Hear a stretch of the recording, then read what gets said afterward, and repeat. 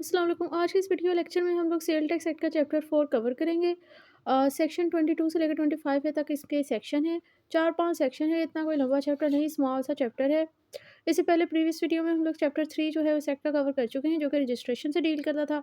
तो ये जो चैप्टर 4 है, ये बेसिकली उसी चैप्टर की आगे कंटिन्यूशन आप कह सकते हैं, क्योंकि वहाँ पर हम लोगों ने डिस्कस किया था कि सेल टैक्स के अंदर किस बंदे को रजिस्टर होना ज़रूरी है और किसको नहीं है, और अगर आप रजिस्टर नहीं होते उसके क्या कंसेक्वेंस होंगे। तो रजिस्ट्रेशन करवाने के बाद ज़ाहिर है, जब आप रजिस्टर हो जाते हो सेल टैक्स में, तो उसके बाद आपके ऊपर कुछ ना कुछ ऑब्लिगेशन लग जाती हैं, और वो क्या आप पर ऑब्लिगेशन लगती हैं, एक सेल टैक्स पेयर के ऊपर, वो चैप्टर 4 के अंदर डिस्कस की गई हैं। इसके नाम से ज़ाहिर हो रहा है कि book keeping and voicing requirements. तो बेसिकली चैप्टर में बेसिकली यही डिस्कस किया गया है, इसकी ऑब्लिगेशन डिस्कस की गई हैं सेल टैक्स पेयर की, कि जब वो सेल टैक्स के अंदर रजिस्टर हो जाता है ना, तो अब वो किसी को कुछ चीज़ें जो बेच रहा है या कुछ चीज़ें वो खरीद रहा है, उसका प्रॉपर सेल रिसिप्ट का रिकॉर्ड उसने रखना है। और जब वो किसी को कुछ प्रोवाइड कर रहा है, यानी कुछ बेच रहा है, तो उसे टैक्स इनवॉइस यानी सेल रिसिप्ट जो है उसने प्रोवाइड करनी है। ये 2 ऑब्लिगेशन इस चैप्टर में इसकी डिस्कस की गई हैं। और इसके अलावा इस रिकॉर्ड कीपिंग के हवाले से, टैक्स इनवॉइसेस से मुतल्लक एफपीआर के पास क्या इख्तियारात हैं, वो चीज़ें इस चैप्टर में डिस्कस की गई हैं। तो इसे वन बाय वन जो है हम लोग स्टार्ट करते हैं। कोई इतना कोई मुश्किल चैप्टर नहीं है, ना ही प्रैक्टिकल पॉइंट ऑफ व्यू से इतना इम्पोर्टेंट है। इसमें कोई 2-4 बातें ही जो है वो इम्पोर्टेंट है, कि लाइक ये जो रिकॉर्ड है, जो भी आप अपना मेंटेन रख रहे हो टैक्स पेयर ने, इसने तकरीबन 6 साल तक ये रिकॉर्ड मेंटेन रखना होता है। इसके अलावा इसमें कोई इतनी ख़ास बात इस चैप्टर में डिस्कस नहीं की गई, लेकिन हम लोगों ने चूँकि पूरा पेयर एक्ट जो है वो स्टडी करना है, सारा उसकी सब सारे चैप्टर इसके कवर करने हैं, सो इसलिए इसको हम रीड करेंगे, लेकिन इसको सिर्फ़ इस पे इतना कोई इम्पोर्टेंट चैप्टर नहीं है ये। लेकिन आपने पढ़ना ज़रूर है। सो अब सेक्शन 22 का जो है टाइटल है वो है रिकॉर्ड। इसमें इसका सबसेक्शन 1 क्या कहता है? वो कहता है registered person making taxable supply shall maintain and keep at his business purposes sorry a registered person making taxable supply shall maintain and keep at his business premises or registered office in English or Urdu language the following record of the goods purchased, imported and supplied, including zero rated and exempt supply made by him or his agent acting on his behalf in such form and manner as will permit ready assessment of his tax liability during a tax period. सो यहाँ पर ये कहा जा रहा है कि जो person यानी रजिस्टर्ड पर्सन, यानी जिस बंदे के पास जो STRN होल्डर है, सेल टैक्स रजिस्ट्रेशन नंबर रखता है, वो जब कोई टैक्सेबल सप्लाई कर मतलब लोगों को चीज़ें बेच रहा है, तो उस टाइम उस पर ये ऑब्लिगेशन है। टैक्सेबल सप्लाई से मुराद ये है कि उसकी इनकम जो है वो टैक्सेबल है ना, वो जब ये कर रहा है, तो अब वो बेशक कोई जो उसके ऊपर ये ऑब्लिगेशन है कि उसने अपनी शॉप के ऊपर, जो कि यानी उसकी बिज़नेस प्रेमिसेस है, इसका रजिस्टर्ड ऑफिस है, वहाँ पर रिकॉर्ड रखना है, या तो इंग्लिश ज़ुबान में, उर्दू ज़ुबान में, किस चीज़ का, जो चीज़ें उसने परचेज़ की हैं उनका, जो चीज़ें उसने इम्पोर्ट की हैं यानी बाहर से मंगवाई हैं, जो चीज़ें उसने बेची हैं सप्लाई से मतलब, बेशक उसमें ज़ीरो रेटेड और एग्जेम्प्टेड सप्लाई नहीं, वो चीज़ें जिनके ऊपर सेल टैक्स लग ही नहीं रहा, वो चीज़ें उसने बेची हैं, उन चीज़ों का खुद बेची हैं या उसके बिहाफ़ उसके एजेंट ने बेची हैं, जो उस टाइम पीरियड में जिसके ऊपर उस पे टैक्स लायबिलिटी लगती थी इन चीज़ों के ऊपर, उन चीज़ों का इसने रिकॉर्ड रखना है। सो बेसिकली जो बंदा सेल टैक्स के अंदर रजिस्टर है,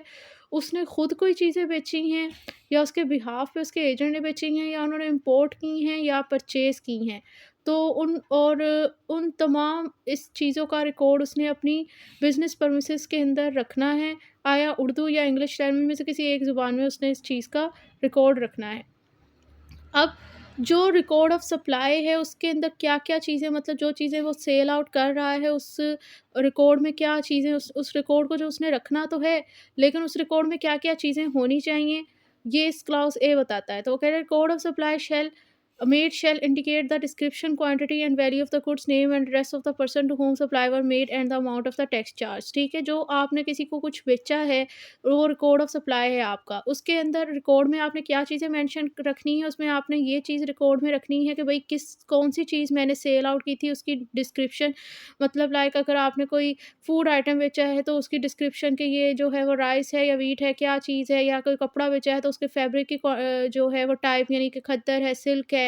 लॉन है, रेशमी है, जो भी है। और उसके अलावा क्वांटिटी, मतलब कितनी क्वांटिटी में वो चीज़ आपने सेल आउट की है और उसकी कितनी मालियत का सामान आपने बेचा है, और जिस बंदे को आपने बेचा है यानी कि जिसको सप्लाई किया उसका नेम और एड्रेस, और कितना टैक्स आपने उसके ऊपर यानी सेल टैक्स जो है उसके ऊपर चार्ज किया। यानी जो आप लोग का जो चीज़ आपने बेची है उसके रिकॉर्ड में ये सारी चीज़ें उस रिकॉर्ड में आपने मेंशन करनी। इसी तरह जो रिकॉर्ड ऑफ गुड्स परचेज़ है, मतलब जो चीज़ें आपने खरीदी हैं उसके रिकॉर्ड में क्या चीज़ें आपने रखनी है, उसमें भी आपने डिस्क्रिप्शन यानी कि क्या चीज़ आपने खरीदी है, वो किस किस नेचर की थी, उस कितनी क्वांटिटी मिकदार में वो आपने खरीदी, प्लस कितनी मालियत में खरीदी, और जिससे आपने खरीदी है उस सप्लायर का एड्रेस, नेम और रजिस्ट्रेशन नंबर, यानी उसका STRN number, and the amount of the tax on purchase, और कितना उसने आपसे उस चीज़ के ऊपर टैक्स चार्ज किया, वो रिकॉर्ड आपने रखना है। फिर उसके बाद record of the goods imported shall show the, इसके अलावा अगर आपने कोई बाहर से चीज़ें मंगवाई हैं यानी इम्पोर्ट की हैं, ये इम्पोर्ट और एक्सपोर्ट में याद रखने का बेहतरीन फ़ॉर्मूला ये होता है कि इम्पोर्ट होता है बाहर की कंट्री से मंगवाना, यानी इनसाइड वो पाकिस्तान में आ रही है चीज़, तो वो होता है इम्पोर्ट। और जो एक्सपोर्ट होता है पाकिस्तान की कंट्री से बाहर भिजवाना, यानी एग्ज़िट, तो वो होता है एक्सपोर्ट। ई से याद कर लें। तो वो कह रहे हैं कि record of the goods import shall show the description quantity, और इसी तरह अगर आपने कोई चीज़ मंगवाई है तो उस रिकॉर्ड के अंदर आपने किस किस नेचर की वो चीज़ मंगवाई, उसकी डिस्क्रिप्शन, उसकी कितनी मिकदार में मंगवाई, इसकी क्वांटिटी, उसकी मालियत, मतलब क्या मालियत और कितना आप पे इम्पोर्ट पे आप पर टैक्स लगा। तो उस रिकॉर्ड में ये 4 चीज़ें मेंशन होनी चाहिए। इसी तरह रिकॉर्ड रखना है ज़ीरो रेटेड एग्जेम्प्टेड सप्लाई का, मतलब अगर आपने कोई ऐसी चीज़ बेची जिसके ऊपर सेल टैक्स है ही नहीं, तो उसका भी रिकॉर्ड आपने रखना है। इसी तरह double entry sale tax account आपने ये रखना है। यहाँ पर double entry sale tax account से मुराद ये है कि एक आपने अपना लेजर बनाना है, अपना खाता बनाना है दुकान का नॉर्मल, और एक आपने इसका ये सेल टैक्स अकाउंट का खाता बनाना है कि भई ये सामान था, इतनी मालियत का आया, इस पे इतना-इतना सेल टैक्स लगा। तो आपने डबल एंट्री, मतलब 2 साइड पे खाते बनाने हैं। एक अपने ऑफ़िस पर्पसेज़ के लिए और एक इस सेल टैक्स पर्पसेज़ के लिए। इसके अलावा इनवॉइसेस क्रेडिट, अब ये बेसिकली ऑब्लिगेशन है कि रिकॉर्ड मेंटेन रखने की, मतलब जो चीज़ें आपने इम्पोर्ट की, एक्सपोर्ट की, खरीदी, सप्लाई की यानी बेची और इम्पोर्टेड, ये सारी चीज़ों का रिकॉर्ड रखने की ज़िम्मेदारी या तो रिकॉर्ड आपने रखना है, उर्दू में रखना है, इंग्लिश में रखना है, किसने रखना है? वो बंदा जो कि टैक्सेबल सप्लाई कर रहा है, और वो बंदा जो कि एसटीआरएन होल्डर है यानी कि सेल टैक्स के अंदर रजिस्टर है। रिकॉर्ड कहाँ पर रखना है? उसने अपने बिज़नेस प्रेमिसेस के ऊपर रखना है। नेक्स्ट उसके बाद किस चीज़ का रिकॉर्ड रखना है आपने उस सेल टैक्स में रजिस्टर्ड बंदे ने, यानी उसकी ऑब्लिगेशन ये है कि उसने इन सारी चीज़ों का रिकॉर्ड रखना है। और नेक्स्ट उसने किस चीज़ का रिकॉर्ड रखना है? उसने रखना है invoices, credit note, debit note, bank statement, banking instrument, terms of section. अच्छा, इसको मैं वन बाय वन करते हैं। इनवॉइसेस मतलब जितनी भी चीज़ें, इनवॉइसेस मतलब बिल, सेल रिसिप्ट वगैरह, मतलब जो चीज़ आप किसी को जो आपकी दुकान से कोई चीज़ परचेज़ करके जा रहा है ना, तो उसका आपने एक बिल का रिकॉर्ड रखना है। क्रेडिट नोट्स और ये डेबिट नोट्स, ये क्या है? वैसे नॉर्मली कारोबार जो है वो कभी भी किसी भी बंदे का कारोबार इस तरह नहीं चल रहा होता कि उसको साथ का साथ कैश जो है वो नकद मिलता जाए। बाज़ चीज़ें जो है वो उधारी पे भी चल रही होती हैं। तो इसी तरह या किसी से आपने लेने होते हैं, किसी को आपने देने होते हैं। कहीं आपकी पेमेंट आने वाली होती है और कहीं अभी नहीं आपको पेमेंट हुई हुई होती। तो क्रेडिट नोट बेसिकली क्रेडिट है, मतलब ये आपके पैसे अभी आने हैं। तो वो आपको अच्छा, तो क्रेडिट नोट्स ये होते हैं बेसिकली कि आपने अगर किसी बंदे से कोई पेमेंट वसूल करनी है ना, तो उसका रिकॉर्ड आपने एक जगह पर लिखा होता है कि यहाँ से भई पैसे आने हैं, तो वो जो क्रेडिट नोट है उसका रिकॉर्ड आपने रखना है। इसी तरह अगर आपने किसी को कुछ देना है, तो वो आपके अकाउंट में से जाएगा, वो आपके ऊपर डेब्ट है, तो वो डेब्ट नोट्स आपने रखने के भई फलाँ बंदे के हमने इतनी पेमेंट करनी है, इतने पैसे देने हैं, इसका रिकॉर्ड आपने रखना है। इसी तरह आपकी बैंक स्टेटमेंट्स आपने सारी सेव करके रखनी है, जिसमें आपकी कारोबार की लेन-देन जिस बैंक अकाउंट के थ्रू हो रही है, उस बैंक अकाउंट की यानी कि उसकी बैंक स्टेटमेंट्स का रिकॉर्ड आपने रखना है। इसी तरह जो बैंकिंग इंस्ट्रूमेंट्स यानी डॉक्यूमेंट्स हैं सेक्शन 73 के अंदर डिफाइन है, वो उनका रिकॉर्ड आपने रखना है। आपका इन्वेंट्री रिकॉर्ड से मुराद ये है कि कितना स्टॉक आपके पास पड़ा हुआ है आपकी शॉप में, उस चीज़ का ही आपने रिकॉर्ड रखना है। क्योंकि ज़ाहिर-सी बात है कि इतनी मालियत का सामान आपके पास बचा हुआ है जो कि आपका ये है बेसिकली आपका ये जो इन्वेंटरी रिकॉर्ड होगा ये आपका क्लोजिंग स्टॉक है, जो कि अगले टैक्स पीरियड में वही आपका ओपनिंग स्टॉक बन जाएगा। मतलब इतनी मालियत अगर 5 लाख का सामान पड़ा हुआ है तो वो आपने इन्वेंटरी रिकॉर्ड अपने पास रखना है, क्योंकि नेक्स्ट टैक्स पीरियड में वही चीज़ आपका अभी क्लोजिंग है, अभी अगले में ओपनिंग स्टॉक बन जाता है, तो ये सारी चीज़ों का रिकॉर्ड उसने रखना था। इसके अलावा ये जो आपके एक्सपेंसेस हैं, जैसे कि यूटिलिटी बिल्स हैं, जो आपने लेबर को सैलरी या लेबर बिल्स आपके उनको आप वेजेस दे रहे हो, उसका रिकॉर्ड आपने रखना है। आपकी कैश बुक, आपकी रेंटल एग्रीमेंट, आपकी cell purchase agreement and lease agreement, मतलब ये कि अगर आपकी शॉप रेंट पे है तो उसके एग्रीमेंट, वो यानी कि ये सारे आपके खर्चे हैं ना, तो ये सारी कुछ जगह से आपको पैसे आ रहे हैं होते हैं, हर कारोबार में यही होता है, कुछ जगह पे आप कुछ आपकी इनकम आ रही होती है, इसी तरह उस इनकम को जनरेट करने के लिए कुछ बिज़नेस एक्सपेंसेस लगते हैं, कुछ आपके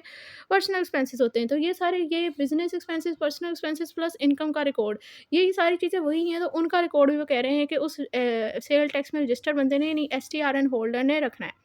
फिर उसके बाद आ जाता है record relating to the gate passes, inward और आउटवर्ड एंड ट्रांसपोर्ट रिसिप्ट्स, मतलब कि गेट पासेस और ट्रांसपोर्ट रिसिप्ट का रिकॉर्ड भी आपने रखना है। इसकी परफेक्ट एग्जांपल इस तरह आपको समझ आएगी कि लेट्स सपोज आप लोगों का कोई कारोबार वगैरह होता है, कारोबार है, और आपने मुझे सारे आपका जो है वो इस तरह का बिज़नेस है कि ऑनलाइन है और पूरा ओवरऑल पाकिस्तान आपकी डिलीवरी होती है लोगों को, और अब आप कोई अगर आपसे ऑर्डर करता है तो अब आप जब उसे शिपमेंट करवाते हो, तो वो चीज़ अगर कोई कराची से आपको ऑर्डर आ रहा है और आपका बिज़नेस जो है वो फैसलाबाद में है, तो अब आप जब जा रहे हो कार्गो करवाने अपने ऑर्डर को, तो अब ज़ाहिर-सी बात है वो आपको एक रसीद देंगे कि ये पार्सल जो है वो हमने इस बिज़नेस वाले बंदे का इस कराची की तरफ जो है वो शिप कर दी है। तो वो जो ट्रांसपोर्ट रिसिप्ट का रिकॉर्ड है वो भी आपने रखना है कि ये भी जो है वो मेरा एक्सपेंसेस हुआ था, और उसके ऊपर भी वो आपसे कुछ ना कुछ टैक्स लेते हैं सारे, तो उस चीज़ का रिकॉर्ड भी आपने अपने पास रखना है, क्योंकि ये देखें ना, ये है ट्रांसपोर्ट रिसिप्ट, ठीक है? यहाँ पर एक बंदा फैसलाबाद में बैठा कराची अपनी एक चीज़ बेच रहा है ऑनलाइन, डिलीवरी वो उसकी करवाएगा, तो उसने साथ में इस चीज़ का रिकॉर्ड भी उस चीज़ में रखना है कि ये फ़लाँ मुझे ऑर्डर से ही हुआ था और ये मैंने पार्सल करवाया था। तो वो ट्रांसपोर्ट रिसीव्ड, गेट पासेस यानी इनवर्ड और आउटवर्ड, ये सारी एक ही चीज़ें हैं, उस चीज़ का रिकॉर्ड भी इसने रखना है। Plus electronic version of the record mention in, इसी तरह ये तमाम चीज़ें, जितना भी अभी रिकॉर्ड था, ये मैनुअल था, इन तमाम चीज़ों का इसने इलेक्ट्रॉनिक रिकॉर्ड भी रखना है। मतलब जो उसने सेल की, जो उसने परचेज़ की,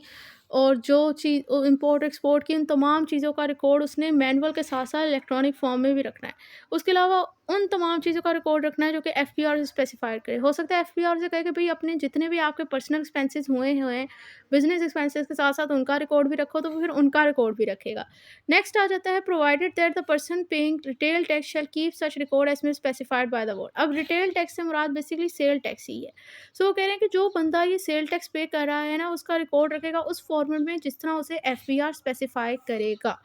नेक्स्ट आ जाता है सबसेक्शन 1A। सो वो कहते हैं notwithstanding anything in any other law for the time being in force. Okay, subsection 1 notwithstanding anything, अच्छा सबसेक्शन 1 ए के अंदर ये बताया गया है कि एफबीआर के पास ये इख्तियार है कि वो ये जो पर्सन सेल टैक्स के अंदर रजिस्टर है ना, यानी एसटीआरएन होल्डर, उसे वो ये कह सकता है कि भई आप जो सेल कर रहे हो या परचेज़ कर रहे हो, उसके लिए आप कोई स्पेसिफ़िक सिर्फ़ 1 या 2 ही बैंक अकाउंट इस्तेमाल करो। मतलब अगर आप अपनी सेल कर रहे हो, तो उस सेल करने के टाइम जो आप जो आपको पैसे आ रहे हैं, वो आप इसी एक ही बैंक अकाउंट के अंदर लो। और इसी तरह अगर आप कुछ चीज़ें परचेज़ कर रहे हो, तो उस परचेज़ करने के टाइम जो आप पेमेंट कर रहे हो, तो आप सिर्फ़ 1 या 2 जो बैंक अकाउंट, वो आपको कहता है कि इनके थ्रू ही करो। इसी तरह वो कहता है कि जो आपके ऊपर टैक्स लायबिलिटी है और जो टैक्स आपने पे करना है, वो भी आप किसी स्पेसिफ़िक बैंक अकाउंट के थ्रू करो। और इसके अलावा वो आपको ये कह सकता है कि बस आप पर लिमिट लगा सकता है कि आप जस्ट कुछ ये अपने इन तमाम पर्पज़ के लिए, यानी कि सेल करने के लिए जो आपको पेमेंट आ रही है लोगों से, अपने कस्टमर से, इसी तरह जब आप कुछ खरीद रहे हो, जो आपको परचेज़ कर रहे हैं और आप पेमेंट कर रहे हो, या जो आप अपना टैक्स पे कर रहे हो, वो आपने बैंक अकाउंट के थ्रू करना है। और बैंक अकाउंट भी वो स्पेसिफ़ाई कर सकता है, या 1 या 2 से बस, इससे ज़्यादा वो कहता है कि आपने बैंक अकाउंट यूज़ नहीं करने। वो एफपीआर आप पे लिमिट लगा सकते हैं। लाइक वो आपको कह देता है कि आपने अपने बिज़नेस पर्पज़ के लिए सिर्फ़ एक ही बैंक अकाउंट इस्तेमाल करो, उसी के थ्रू आप अपनी परचेज़ करो, उसी के थ्रू आप अपने बिल वसूल करो, यानी लोगों से जो आप सेल कर रहे हो पेमेंट वसूल करो, और इसी तरह उसी के थ्रू जो है वो आप अपना जो ड्यू टैक्स आप पे लायबिलिटी है सेल टैक्स की, जो आपने पे करना है, वो आप पे करो। तो अगर एफपीआर ऐसा करना चाहे तो वो कर सकता है। सबसेक्शन 2 कहता है द बोर्ड में by notification the official gazette specify for any class of taxable person और any other person registered under this act to keep such other record for the purpose of this act. इसी तरह by notification, notice के through FPR जो है वो specify कर सकता है किसी भी जो ऐसे लोगों को जिस पर जो टैक्सेबल पर्सन है, मतलब उन पर टैक्स लगता है, या दूसरे पर्सन जो इस एक्ट के अंदर रजिस्टर हैं, कि वो दूसरा कोड कोई रखें for the purpose of this act. मतलब ये तो कोड एक्सप्रेसिवली डिफाइन थे ना कुछ सब सेक्शन 1 के अंदर, कि ये फलां फलां रिकॉर्ड रखना है। इसके अलावा भी अगर कोई रिकॉर्ड रखना है, तो एफपीआर अगर किसी को कहना चाहता है तो वो उसे कह सकता है कि भई इनके अलावा भी कोई और रिकॉर्ड रखो। सबसेक्शन 2A, द बोर्ड में by notification the official gazette specify for any class of taxable person registered under this act to use such electronic record electronic physical cash register as are approved by the board in a manner. ठीक है, इसी तरह FPR notification के through फलाँ किसी भी taxable person की class को ये कह सकता है, मतलब जिन लोगों के इनकम पर टैक्स लगता है ना, तो उन्हें वो कह सकता है जो इस एक्ट के तहत रजिस्टर्ड हैं, यानी जिनके वो बेसिकली जिनके ऊपर सेल टैक्स की लायबिलिटी है ना, वो नहीं वही रजिस्टर्ड टैक्सेबल पर्सन है as per provision of this act, और रजिस्टर भी वही हैं। तो वो इन्हें कह सकता है कि भई आप ना इलेक्ट्रॉनिक फिजिकल कैश रजिस्टर इस्तेमाल करो। एफपीआर अगर उन्हें कहना चाहे तो वो कह सकता है। अब ये इलेक्ट्रॉनिक फिजिकल कैश रजिस्टर से बेसिकली मुराद पीओएससी है, पॉइंट ऑफ सेल, यानी वो उन्हें कह सकता है कि आप जो है ना अपना बिज़नेस इंटीग्रेट करो, इंटरलिंक करो पॉइंट ऑफ सेल के साथ, यानी पॉइंट ऑफ सेल में रजिस्टर हो। अब ये बेसिकली इसीलिए वो कहता है ताकि जो ये लोग हैं वो टैक्स फ्रॉड ना कर सकें, टैक्स इवेजन ना कर सकें, और जैसे ही जो ये सेल करें डेली बेसिस पे ही एफपीआर को रिकॉर्ड जाए। क्योंकि पॉइंट ऑफ सेल में यही होता है कि आपका जो भी आप सेल करते हो, वो साथ के साथ उन उसमें इंटीग्रेशन उनका फ़ायदा होता है कि एफपीआर को डेली बेसिस पे पता चल जाता है कि आज आपने इतनी सेल की और इतना टैक्स जो है वो आपने ऐसा विदहोल्डिंग टैक्स जो है एजेंट कलेक्ट किया, और इतना जो है वो एफपीआर को पे किया। Next subsection 3, the board may, by notification of official gazette, prescribe the procedure of software for electronic maintenance of record filing. The board may, by notification of official gazette, prescribe the procedure or software for electronic maintenance of record filing of sale tax return or refund, or for any other matter approve any software for electronic maintenance of record and filing of return refund by person or class of such person. इसी तरह कहना है कि FPR के पास ये descriptive power है कि notification के थ्रू वो ये बता सकता है कि कौन सा प्रोसीजर और स्काई करेगा प्रोसीजर सॉफ्टवेयर इलेक्ट्रॉनिक, मतलब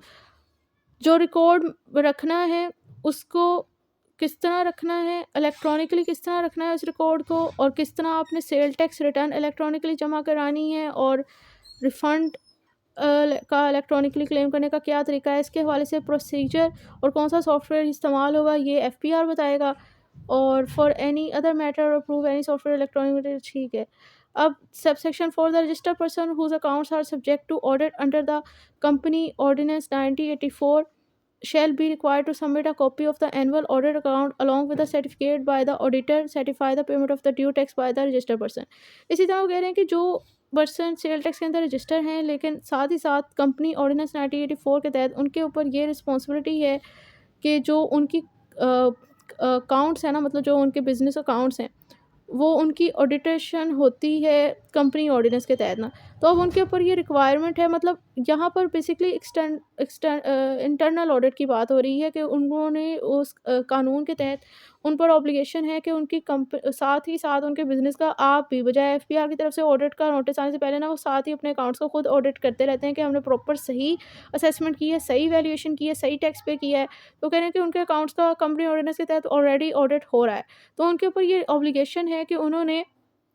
अपनी ये एनुअल ऑडिट अकाउंट की रिपोर्ट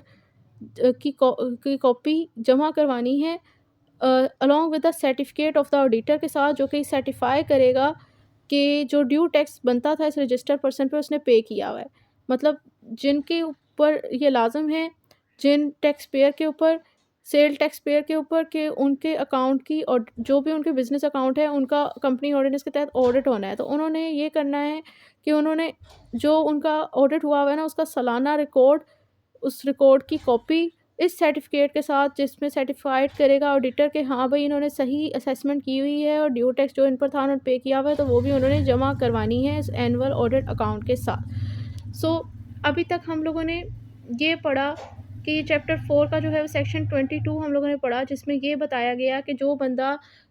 STRN होल्डर है, सेल टैक्स के अंदर रजिस्टर है, उस बंदे पर ऑब्लिगेशन है कि उसने जो भी उसने सेल की है, जो भी उसने परचेज़ की है, जो भी उसने इम्पोर्ट किया है, जो भी उसने एक्सपोर्ट किया हुआ है,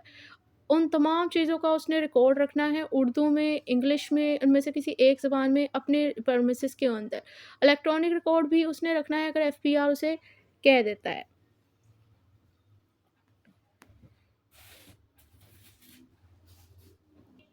अब नेक्स्ट आ जाता है सेक्शन 23, जो कि अदर ऑब्लिगेशन है सेल टैक्स पेयर की। जो पर्सन सेल टैक्स के अंदर रजिस्टर है, यानी जो STRN होल्डर है, उसकी अनदर ऑब्लिगेशन है वो है टैक्स इनवॉइसेस।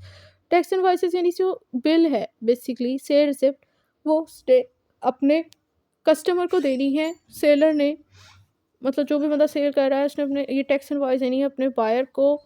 जिसने उससे कोई प्रोडक्ट या वगैरह चीज़ें खरीदी हैं। तो वो कह रहे हैं कि जो रजिस्टर्ड पर्सन है ना, making taxable supply shall issue a serially number tax invoice at the time of the supply of the goods containing the following particular in Urdu. मतलब ये उसने एक टैक्स इनवॉइस यानी बिल, एक सेल रिसिप्ट या तो उर्दू में या इंग्लिश लैंग्वेज में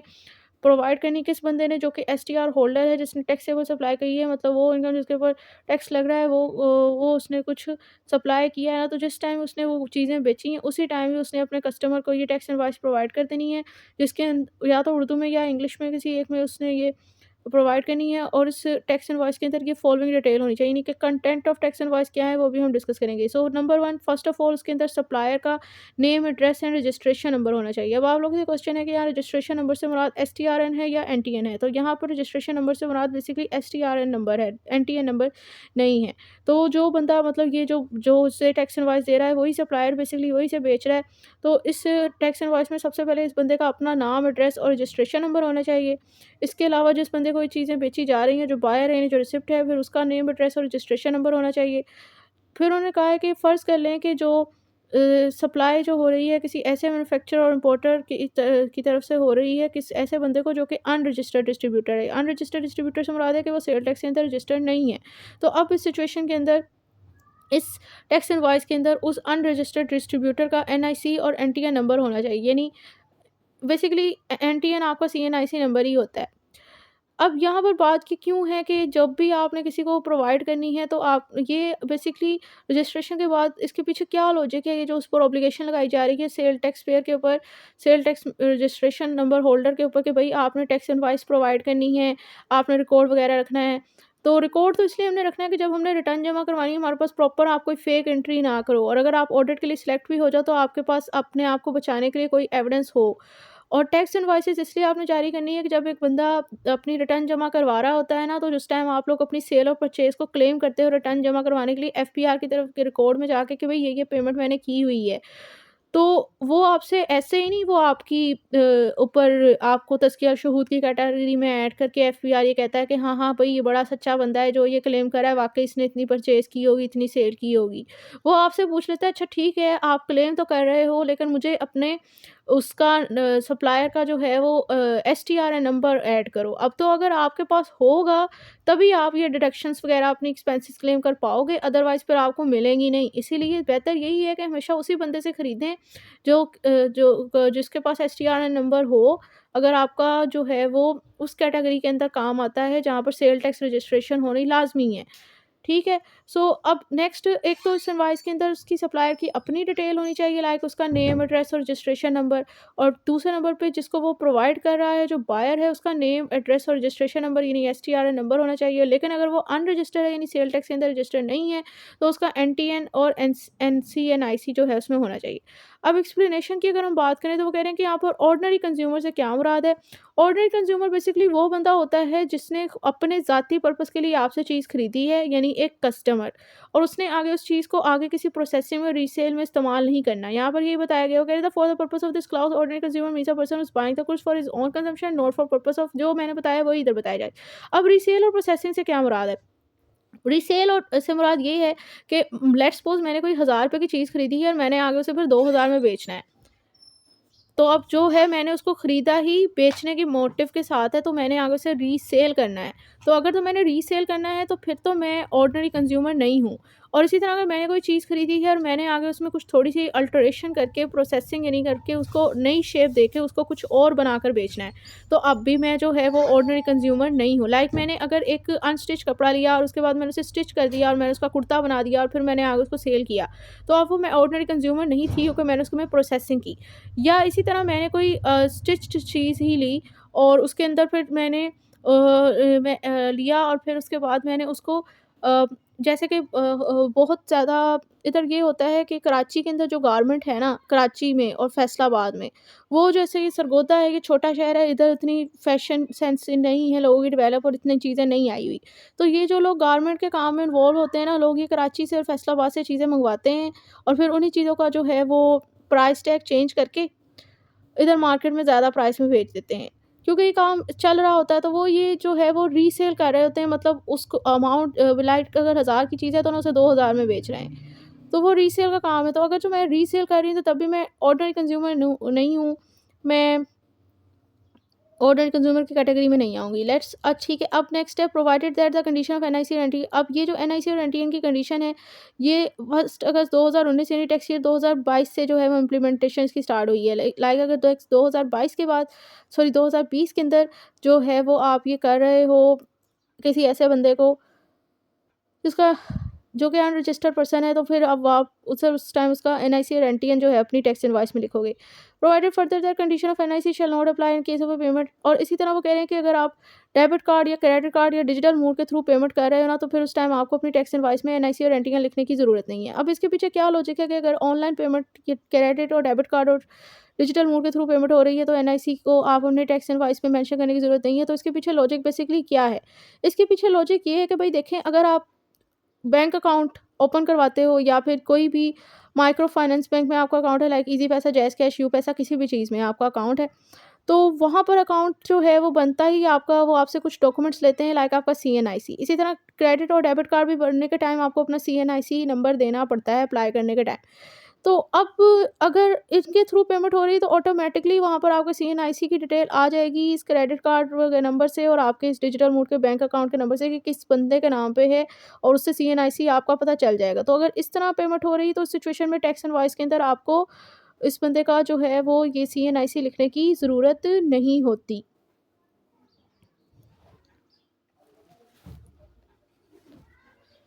और एक प्रैक्टिकल पॉइंट ऑफ व्यू भी है, क्योंकि अब आप उसे टैक्स इनवॉइस कहाँ दे रहे हो, वो तो आपको पेमेंट कर रहा है, जितनी आपने उससे बताई पेमेंट उसने आपको कर दी, तो फिर आपको उसे टैक्स इनवॉइस देने की क्या ज़रूरत है। हाँ, अलबत्ता वो रिकॉर्ड आपके पास आ जाता है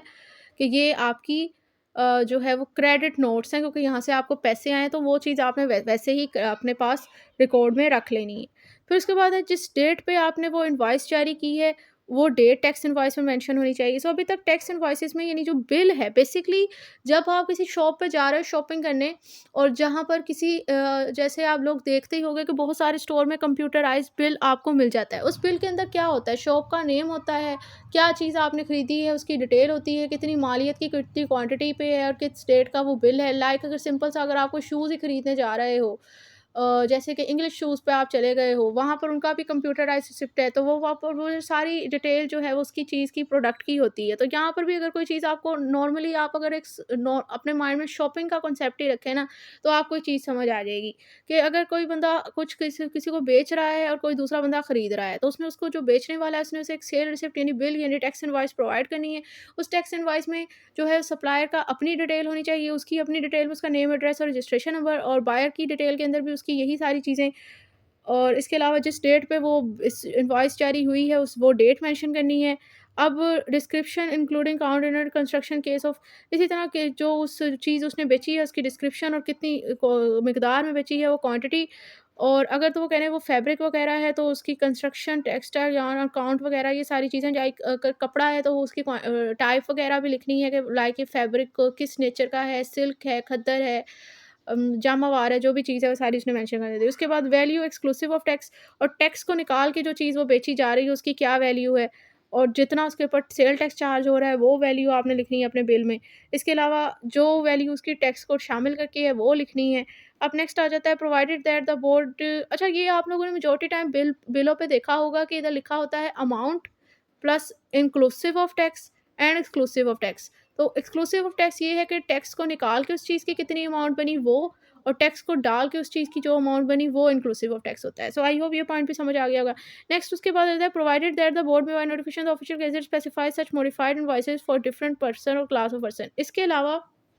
एफपीआर नोटिफिकेशन के थ्रू ये स्पेसिफाई कर सकता है कि भाई कुछ फ़लाँ बंदे हैं, उनके लिए आपने मॉडिफाइड इनवॉइसेस जमा कर, मतलब उसमें वो ये कह सकता है कि फ़लाँ ये जितना भी ये, तो एक नॉर्मली टैक्स इनवॉइस के अंदर तो जो ऊपर हमने चीज़ें डिस्कस की वो लाज़मी सारी होनी चाहिए। इसके अलावा अगर एफपीआर कहता है कि भाई 2-4 चीज़ें इनमें से कोई स्किप कर दो, मतलब फलाँ चीज़ क्वांटिटी या डिस्क्रिप्शन लिखने की ज़रूरत नहीं है, सिर्फ़ आप प्रोडक्ट का नाम लिखो उस बंदे का और बायर और अपनी सप्लायर की डिटेल लिख लो और सनफ और डेट किस दिन पर आपने ये चीज़ बेची, उसका रिकॉर्ड रख लो, तो वो मॉडिफाइड इनवॉइसेज़ का वो बता सकता है कि इसमें फलाँ-फलाँ चीज़ें, या हो सकता है कि इसके अलावा कुछ एडिशनल भी वो कह सकता है कि उस इनवॉइस में होना चाहिए। तो कुछ बंदों के लिए अगर एफपीआर ऐसा कहना चाहे तो वो कह सकता है। Provided further that not more than 1 tax invoice shall be issued for a taxable supply. इसी तरह आपने कोई चीज़ ऐसी बेची जिसके ऊपर टैक्स लग रहा था, तो वहाँ पर वो कह रहे हैं कि एक टैक्सेबल सप्लाई पे सिर्फ़ एक टैक्स इनवॉइस ही जारी होगी, एक से ज़्यादा नहीं होगी। मतलब अगर एक सिंपल अगर अभी हम यहाँ पर सरगोदा में बैठे हुए हैं और फैसलाबाद से अगर आप कोई इलेक्ट्रिक बाइक मँगवा रहे हो, तो वहाँ पर जो आपको उस प्रोडक्ट जो आपने खरीदा है, ये बाइक खरीदी है, उस बाइक के ऊपर आपको सिर्फ़ एक ही बिल मिलेगा, एक से ज़्यादा टैक्स इनवॉइस आपको जारी नहीं की जाएगी। Provided also that where any goods are transported or supplied, the registered person shall ensure the generation and next proviso. Provided also that where any goods are transported or supplied, the registered person shall ensure the generation and linkage of the tax invoice with the e-bality generated. So इसकी literal interpretation अगर करें तो वो कह रहे हैं कि जो बंदा चीज़ें सप्लाई कर रहा है, नहीं सेल आउट कर रहा है, जो सेलर है, उस पर्सन ने अपनी टैक्स इनवॉइस को लिंक कर देना है एक एबिलिटी के साथ, जो कि जनरेट है एज इस एक्ट के सेक्शन 40 सी के तहत जनरेट की जाती है, कस्टम एक्ट के सेक्शन 83 सी के तहत जनरेट की जाती है। सो उसने अपनी टेक्स्ट इनवॉइस को इंटरलिंक कर देना है एक एबिलिटी के साथ। अब ये एबिलिटी क्या है? Ability basically electronic delivery note होता है, गुड्स मूवमेंट नोट होता है। अब इसकी एक एग्जांपल के साथ आपको समझाऊँगी मैं, तो आपको अच्छे से क्लियर हो जाएगा। लेट्स सपोज़, जैसे कि मैं हमेशा से कह रही हूँ इस एक्ट को पढ़ाते हुए, कि जैसा आजकल का टाइम पीरियड है, ऑनलाइन शॉपिंग हर एक बच्चे ने की हुई होगी, सबको ऑनलाइन शॉपिंग का पता ही है। और आपने कभी ना कभी अगर कोई ऑनलाइन शॉपिंग का एक्सपीरियंस आपने किया है, तो आप कोई चीज़ लाइक ऐड टू कार्ट अपने करते हो, आपने ऑर्डर प्लेस कर दिया। अब वो ऑर्डर आपने प्लेस किया होता है, और वो अभी आपको शिफ्ट नहीं हुआ। तो वहाँ पर आपके ऑर्डर का स्टेटस क्या आ जाता है? पेंडिंग। तो वो जो आपके ऑर्डर का स्टेटस पेंडिंग आता है, बल्कि आपकी टैक्स इनवॉइस तो जनरेट हो चुकी होती है। लाइक अगर आपने ऑर्डर किया, तो आपसे उन्होंने आपकी बेसिक क्रेडेंशियल डिटेल माँगी, लाइक आपसे आपका एड्रेस माँगा, आपसे आपका कॉन्टैक्ट नंबर माँगा, शिपमेंट एड्रेस और बिलिंग एड्रेस पूछा कि भई बिल भी इसी एड्रेस पे मिलेगा, इसी एड्रेस पे शिपमेंट करनी है, सारी डिटेल आपसे उसने फिल करवा ली। इसका मतलब टैक्स इनवॉइस में उसका बायर का सारी डिटेल डाल दी। सप्लायर की डिटेल ऑलरेडी उन्हें पता थी, क्योंकि वो उन्हें लाइक आपने लिंक शॉप से कोई बुक परचेज़ की, तो उधर आपने अपनी सारी डिटेल ऐड कर दी। जो सप्लायर थे वो लिंक शॉप वाले, उन्होंने उनकी अपनी सारी डिटेल आ गई कि हमारा लाहौर में ऑफ़िस है और ये फलाँ-फलाँ, ये हमारा नंबर है। जितनी क्वांटिटी में आपने बुक्स खरीदी, वो बुक्स की क्वांटिटी आ गई, जितनी मालियत की आपने खरीदी वो आ गई, किस राइटर की खरीदी उस राइटर का नाम आ गया, क्या बुक खरीदी वो आपके बिल में आ गया। ये सारी चीज़ें आपके बिल में ऐड हो गई। लेकिन मसला यहाँ पर क्या है? मसला ये है कि आपका स्टेटस, अभी आपने ऑर्डर प्लेस किया है, वो आपके पास नहीं आया। तो उसके साथ जो है वो टैक्स इनवॉइस तो आपकी बन गई, और जो वो थे सप्लायर यानी लिंक शॉप वाले, उसने अपने उस टैक्स इनवॉइस के साथ एक ई-बिलिटी जनरेट कर ली। यानी जो आपके ऑर्डर का स्टेटस है वो प्रोसेसिंग पे है, पेंडिंग पे है, ठीक है? तो वो जो उसने इनवॉइस जनरेट की है, वो एक ट्रैकिंग मैकेनिज़्म है कि अभी ये ऑर्डर प्लेस नहीं हुआ, सॉरी अभी ये ऑर्डर डिलीवर नहीं हुआ, अभी प्लेस हुआ है। तो उसने जो अ, यानी आपका स्टेटस जो है वो पेंडिंग पे है, वो वैलिडिटी आपके टैक्स इनवॉइस के साथ जनरेट हो गई। अब ये वैलिडिटी कन्वर्ट हो जाती है, लाइक जब आपका ऑर्डर आपको वैसे तो इनकी सर्विस अच्छी है, 1 दिन के अंदर ही आ जाती है, 1-2 दिन के अंदर आ गई, आपके पास बुक आ गई। तो साथ ही अब जाके आप अपने अकाउंट में जाके देखोगे, तो आपके ऑर्डर का स्टेटस जो है, वो चेंज हो जाता है पेंडिंग से कंप्लीटेड की तरफ। तो ये जो एबिलिटी जनरेट की होती है टैक्स इनवॉइस के साथ, ये बेसिकली ट्रैक कर रही होती है कि क्या ऑर्डर शिप हो गया है, और लेट्स सपोज़ अगर चीज़ आउट ऑफ स्टॉक हो जाती है, तो फिर वो ऑर्डर डिलीवर होने के बजाय कैंसल हो जाता है। सो यहाँ पर वो ये एबिलिटी बेसिकली क्या है? एबिलिटी बेसिकली एक तरह का ट्रैकिंग मैकेनिज़्म है, जो कि ये मेक श्योर करता है कि कस्टमर को चीज़ डिलीवर हो गई है या नहीं। तो वो कह रहे हैं कि अगर वो चाहे ना सप्लायर, तो वो अपने टेक्स्ट इनवॉइस के साथ ई-बिलिटी भी जनरेट कर सकता है। सो ई-बिलिटी का कॉन्सेप्ट आई थिंक सबको समझ आ गया होगा कि एक इलेक्ट्रॉनिक डिलीवरी नोड है, गुड्स मूवमेंट नोड है, जो कि टेक्स्ट इनवॉइस के साथ लिंक हुए होते हैं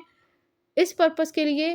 कि कब तक जो है वो चीज़ उसके इन हैंड में, यानी कि जो बायर है उसके हाथ में चली जाएगी। तो वो अगर चाहता है तो वो उसको इसके साथ भी कन्वर्ट जो है वो टेक्स्ट एंड वॉइस के साथ रिलेट कर सकता है। सो आई होप ये सब बात सबको समझ में आ गई होगी।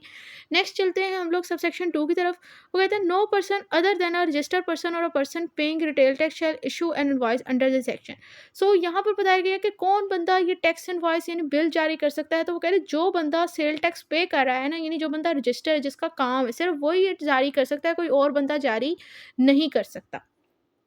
लाइक अगर मैंने लिंक शॉप से कोई चीज़ खरीदी है, लिंक शॉप वालों ने ही मुझे टैक्स इनवॉइस जारी करनी है, कोई और मुझे नहीं जारी कर सकता। ठीक है। नेक्स्ट आ जाता है subsection 3, a registered person making a taxable supply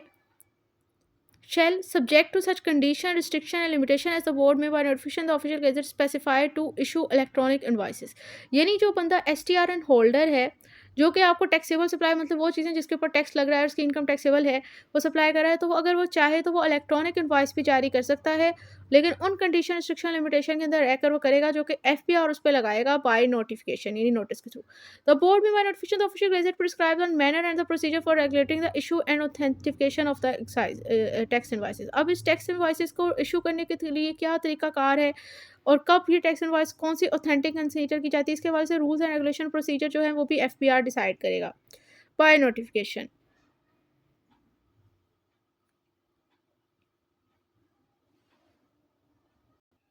तो कह रहे हैं the board through notification the official gazette may require any person or class of person to integrate their electronic invoice system with the board computerized system for real time reporting of sale in such mode and manner from such date as may prescribed। सो अगर F P R के पास ये इख्तियार है कि वो notification के through ये कह सकता है कुछ बंदों को या किस क्लास ऑफ पर्सन या किसी बंदे को कि वो अपना इलेक्ट्रॉनिक इन्वाइस सिस्टम है उसको इंटरलिंक कर ले बोर्ड के कंप्यूटराइज सिस्टम के साथ, ताकि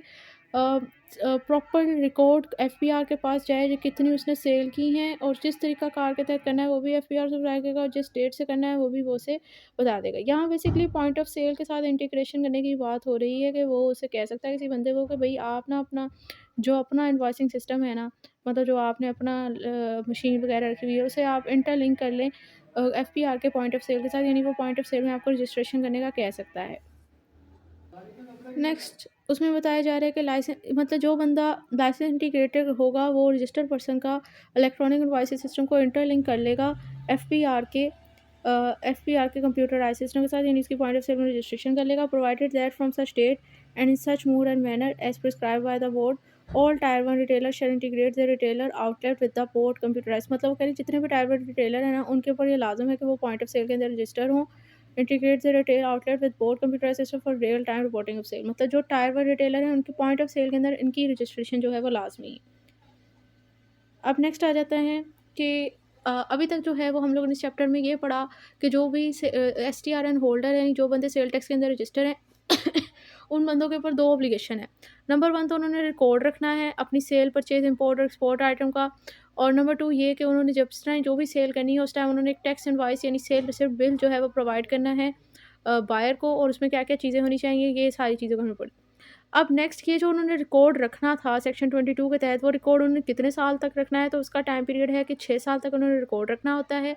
जिस टैक्स पीरियड से मतलब उनका वो रिकॉर्ड होता है ना उस चीज़ का, मतलब जिस टैक्स ईयर के अंदर उन्होंने वो टैक्स पीरियड के अंदर यानी जो टैक्स मंथ के अंदर उन्होंने वो सेल की हुई है उधर से लेकर 6 साल तक उस चीज़ का उन्होंने रिकॉर्ड रखना है। प्लस अगर तो उसी मैटर के मतलब कोई केस प्रोसीडिंग चल रही है तो उस प्रोसीडिंग का फैसला आने के बाद 6 साल तक जो है उन्होंने वो रिकॉर्ड रखना होता है। इस सेक्शन 24 के अंदर बेसिकली यही बात की गई है, लेकिन इसको हम लोग रीड करते हैं तो और भी जो रीड कर लेते हैं तो उससे भी आपको क्लियर हो जाएगा कि इसमें यही बात की गई है, लेकिन खैर पढ़ना ज़रूरी है। सो वो कहते हैं कि person who is required to maintain any record और document under this act shall retain the record and document for a period of 6 year after the end of the tax period to which such record और document relate. ठीक है, number one thing. सो वो कह रहे हैं कि हर person है जिसके ऊपर इस एक्ट के तहत रिक्वायरमेंट है ना कि उसने किसी डॉक्यूमेंट का या कोई रिकॉर्ड अपने पास रखना है, तो उसने वो डॉक्यूमेंट और रिकॉर्ड तकरीबन 6 सालों तक अपने पास रखना है। और ये 6 साल काउंट डाउन होंगे उस टाइम पीरियड से जिस टाइम पीरियड से वो रिकॉर्ड और डॉक्यूमेंट रेलिवेंट है। मिसाल के तौर पर अगर कोई रिकॉर्ड है फ़ेब में, अगर किसी बंदे ने 5 लाख की सेल की है, फ़ेब 2026 के अंदर उसने 5 लाख की सेल की है, तो उसका रिकॉर्ड उसने 2032 तक की फ़ेब तक रखना है, यानी क्योंकि तब उसके 6 साल पूरे होंगे। और नेक्स्ट उसके बाद आता है till for such further period the final decision any proceeding including proceeding for assessment of appeal revision reference petition and any proceeding for an alternate dispute resolution committee is finalized. So वो कह रहे हैं कि अगर तो ये जो record है या डॉक्यूमेंट है, ये यूज़ हुआ है या इसका ताल्लुक है किसी प्रोसीडिंग के अंदर, जो प्रोसीडिंग में ये सारी चीज़ें यानी असेसमेंट की प्रोसीडिंग, अपील रिवीजन, ये सारी अल्टरनेट डिस्प्यूट रेजोल्यूशन कमेटी के सामने आपकी प्रोसीडिंग लगी हुई है, यहाँ पर कोई चीज़ बतौर एविडेंस आपका ये डॉक्यूमेंट या रिकॉर्ड जो है वो ना दिया गया है, रेफरेंस में दिया गया है। तो अब जब इनका जो डिसीजन जब आ जाता है इस प्रोसीडिंग का, तो उस प्रोसीडिंग के फाइनल होने के बाद से लेके 6 साल तक जो है रखना है। लाइक अगर असेसमेंट हो का मैटर ये है कोर्ट के सामने कि असेसमेंट करो, उस बंदे ने सही से अपनी टैक्स रिटर्न जमा नहीं करवाई और अब उसके लिए उसने उसका रिकॉर्ड जो है वो प्रोसीडिंग के अंदर इस्तेमाल हुआ है। अब उस मैटर के ऊपर जब कोर्ट का फैसला आ जाता है, लेट्स सपोज़ मई 2026 के अंदर जो है उसका मई 2026 के अंदर ना उसका फैसला आया है। तो अब इस सिचुएशन के अंदर मई 2032 तक जो है इस रिकॉर्ड को, क्योंकि वो इसमें यूज़ हुआ था, उसका आप लोगों ने अपने पास मेंटेन रखना है। यानी preservation of that record and document का टाइम पीरियड क्या है? 6 साल। 6 साल उस टाइम पीरियड से स्टार्ट होंगे जिस टाइम पीरियड से वो डॉक्यूमेंट और रिकॉर्ड रेलेवेंट है, और अगर वो किसी डिसीजन के अंदर इस्तेमाल हुआ है,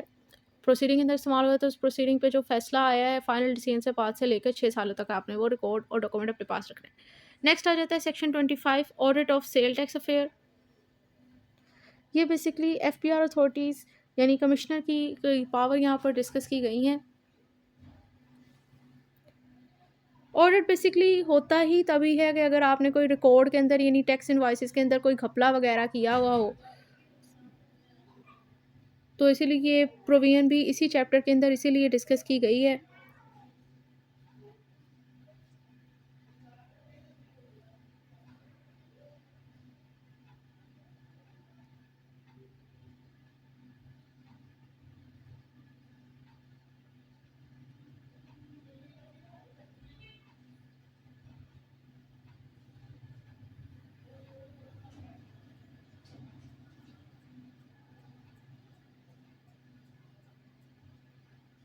अच्छा, ये ज़रा सेक्शन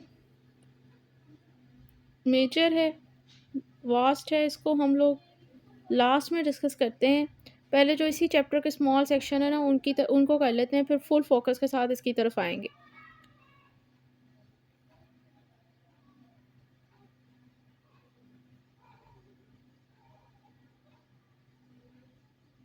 ठीक है,